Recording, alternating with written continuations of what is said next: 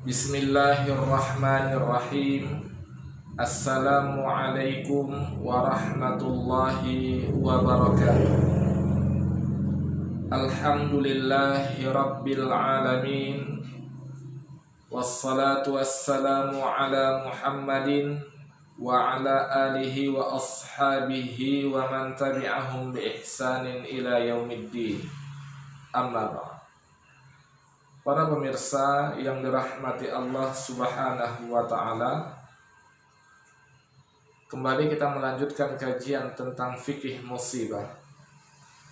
Kita telah membahas kaidah yang pertama ketika kita mendapatkan musibah, yaitu meyakini bahwasanya segala sesuatu itu telah ditakdirkan oleh Allah Subhanahu wa taala. Kemudian yang kedua, kita telah membahas bahwasanya kita mempersiapkan diri untuk menerima sunnatullah di dalam kehidupan. Dan yang ketiga yang akan kita bahas pada kesempatan kali ini, kaidah yang ketiga adalah mensikapi setiap musibah dengan cerdas dan bijak. Kalau seseorang sudah yakin bahwasanya ini takdir Allah Subhanahu wa taala, kemudian dia telah mempersiapkan dirinya untuk menerima sunnatullah, baik senang ataupun susah. Karena begitu dia hidup di dunia ini, ada sunnatullah yang harus dia terima. Dengan dua hal ini, maka insya Allah akan mudah untuk masuk kepada yang ketiga, kaidah ketiga, dapat menyikapi apapun bentuk musibahnya dengan cerdas dan bijak. Rasulullah Muhammad sallallahu alaihi wasallam bersabda dalam sebuah hadis yang diriwayatkan oleh Imam Muslim. Beliau bersabda, "Ajaban li amril mu'min, inna amrahu kullahu khair, wa laisa dzaka li ahadin illa lil mu'min. In asabathu sarra'u syakara fakana khairan lahu, wa in asabathu dharra'u sabara fakana khairan lahu." Beliau sallallahu alaihi wasallam menjelaskan luar biasa urusan orang yang beriman. Ajib. Luar biasa. Kenapa? Karena semua urusannya baik. Semua di dalam hidupnya itu baik, tidak ada yang buruk.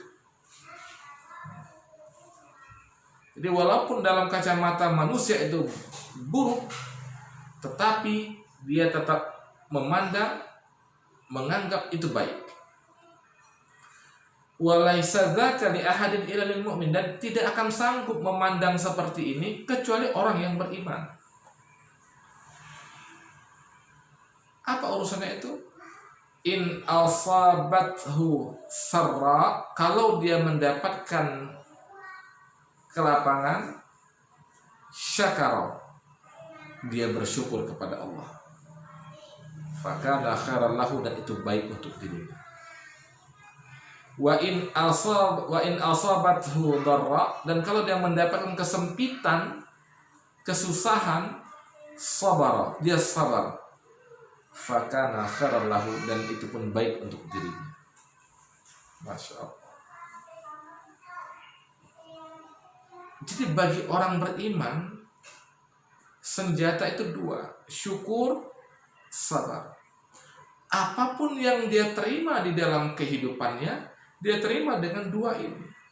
Kalau lapang dia bersyukur, kalau sempit dia bersabar. Kalau sehat dia bersyukur, kalau kemudian dia sakit dia bersabar. Kalau bahagia dia bersyukur, kalau susah dia bersabar. Itu tidak akan mampu dilakukan kecuali oleh orang yang beriman. Jadi ini buah dari keyakinan kepada takdir dan kesiapan menerima sunnatullah. Maka yang ketiga, dapat bersikap dengan cerdas dan bijak. Semakin kuat keimanannya, semakin cerdas dan bijak menghadapi musibah. Semakin lemah imannya, semakin galau dalam menerima musibah. Semakin tidak ada imannya, semakin bodoh dan jahil dia dalam menyikapi musibah. Itu diibaratkan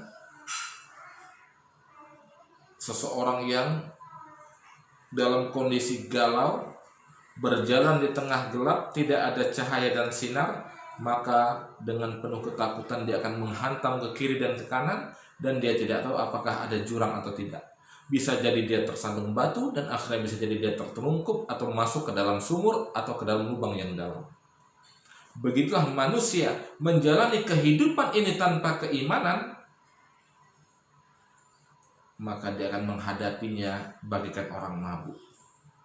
Sikapnya, tindakannya, perilakunya, perkataannya tidak punya perhitungan apapun, dan sadar atau tidak bisa membahayakan dirinya, baik bahaya di dunia, terlebih lagi bahaya dalam kehidupan akhirat. Itu butuhnya keimanan.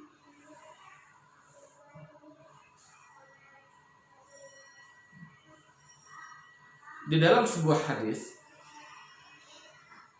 Ummu Salamah mengatakan, aku mendengar Rasulullah Sallallahu Alaihi Wasallam berkata, apabila kemaksiatan telah merajalela, maka Allah Subhanahu wa Ta'ala akan menurunkan wabah secara merata. Kemudian Ummu Salamah mengatakan, ya Rasulullah, bukankah di antara mereka itu ada orang-orang yang salih? Rasulullah Sallallahu Alaihi Wasallam menjawab, iya. Kemudian Ummu Salamah radhiyallahu anha kembali mengatakan, bagaimana dengan orang-orang yang salih tersebut? Maka beliau Sallallahu Alaihi Wasallam menjawab, orang-orang yang salih tersebut kelak dia akan mendapatkan ampunan dan ridha Allah Subhanahu wa Ta'ala. Jadi musibah, katakanlah dalam konteks ini wabah atau yang sedang kita hadapi saat ini, yang dirasakan oleh, dikhawatirkan oleh seluruh manusia adalah COVID-19 dengan virus corona. Ketika ini merata, tidak hanya menghantam orang-orang yang ahli maksiat, orang-orang yang salih juga akan terkena. Tidak akan menghantam para pezina, orang-orang yang ahli salat juga akan terkena. Tidak hanya menghantam orang-orang yang peminum khamar, terhadap orang-orang yang rajin membaca Quran juga akan terkena. Semuanya mengena. Tidak pandang bulu. Tetapi yang membedakannya adalah ketika orang-orang yang salih, ketika orang-orang yang salat, ketika orang-orang yang membaca Al-Quran ini mendapatkan, ditimpa musibah penyakit tersebut, dan qadarullah ia meninggal dunia, maka insya Allah dia mendapatkan ampunan dan ridha dari Allah Subhanahu wa Ta'ala. Ini yang membedakan. Maka kalau kita lihat, kalau kembali kepada kaidah yang pertama dan kedua, bagaimana musibah itu agar manusia sadar, agar manusia kembali kepada Allah, agar manusia bertawakal.